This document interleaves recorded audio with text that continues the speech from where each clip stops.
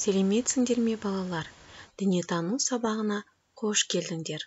Бүгін біз жақсыдан үйрен, жаманнан жирен бөлімінің адамдар не үшін еңбек етеді тақырыбындағы сабағымызды өтетін боламыз.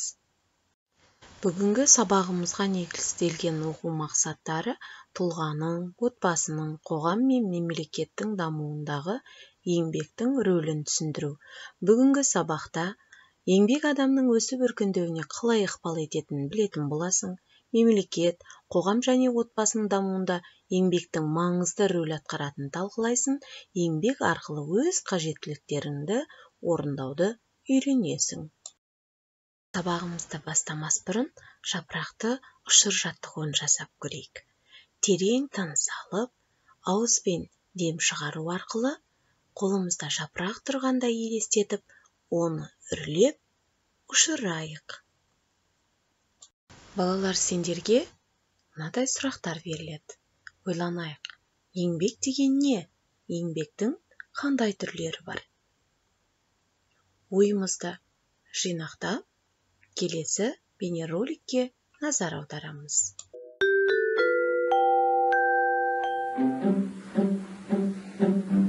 Гүл өсірсең терлеп, мұның аты еңбек. Кесте тіксең зерлеп, мұның аты еңбек.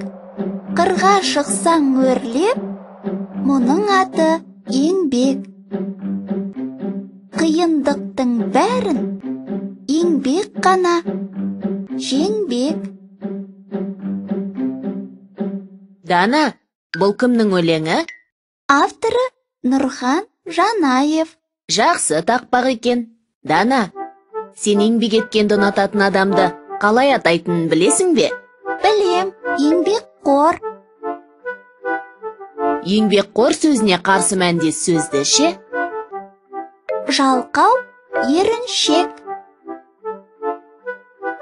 Білесің бе, еңбектің пайдасы көп. Ол адамды тәрбиелейді, жігерлендіреді, күш береді, қуантады, бақытты етеді, өмір сүруге үйретеді, үнемшіл болуға үйретеді, ширатады, шынықтырады. Балалар, сендерге ұсынылған бейнероликтен сендер еңбектің не екенін және де еңбектің пайдасын білдіңдер, иә? Енді еңбектің түрлерімен танысайық. Еңбектің екі түрі болады екен. Дене еңбегі, ой еңбегі. Дене еңбегі дененің күшінің шығыны, ал ой еңбегі ой энергиясының шығыны болып табылады. Ой еңбегі мен дене еңбегі дегеніміз не? Ой еңбегін зияткерлік еңбек деп те атайды. Ой еңбегі адамнан зеректік пен зерделілікті, ақылдылық пен парасаттылық қабілетін қажет етеді. Ал дене күшін қолдануды қажет ететін еңбекті дене немесе қол еңбегі деп атайды. Ол адамнан қажырлықты талап етеді екен. Еңбексіз адам өмірінде мән болмайды. Еңбектің арқасында адам өз өмірін жақсартып, қабілетін дамытады, білімін толықтырады. Әрбір еңбекқор адам өз жұмысының жемісін көреді, қаржылай табысты болады. Осы табысының арқасында адам өзінің мұқтаждығын өтейді. Ал енді адамдар не үшін еңбек етеді? Осы сұраққа тоқталайық. Мына суретте балалар көптеген мамандық иелері берілген.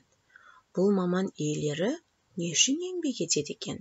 Мәселен, мұғалім балаларға, шәкірттеріне білім береді, өз білгенін өзгеге үйретеді, яғни еңбектенеді, және де сол еңбегіне жалақы алады. Ол жалақысымен отбасын асырайды. Дәрігер де солай. Дәрігер де халықтың, балалардың аман болған, дені сау болғанын қалайды, және сол үшін тынбай еңбек етеді. Адал еңбегіне ол да жалақысын алады. Және де сол жалақысымен отбасын, бала шағасын асырап, өз мұқтаждықтарын өтеп отырады екен.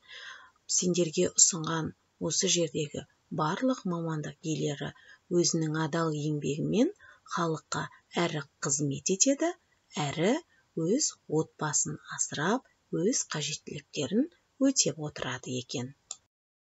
және де отбасындағы үлкендердің не үшін еңбек ететінін және қалай еңбек ететінін сұрап білулеріңе болады. Жалғыз адам жасаған жұмыс пен ұжымдаса атқарған еңбектің қайсысы тиімді? Сендер қалай ойлайсыңдар? Жауап бере отырып ойымызды дәлелдейміз. Балалар, сендерге тапсырма. Мамандық иелерін еңбек түрлеріне қарай топтастырыңдар. Суретте берілген мамандық иелері қандай еңбекке жатады? Ой еңбегіне немесе дене еңбегіне? Екінші тапсырмаға назар аударайық. Еңбек етудің отбасы үшін қаншалықты қажет екенін айтамыз, және де қоғам мен мемлекеттің еңбексіз дами алмайтындығын дәлелдейміз. Өз ойыңды дәптерге түсір.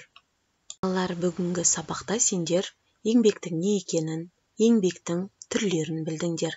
Адамдар не үшін еңбек ететінін түсіндіңдер, және де еңбектің адам өмірі үшін маңызды екендігін меңгердіңдер.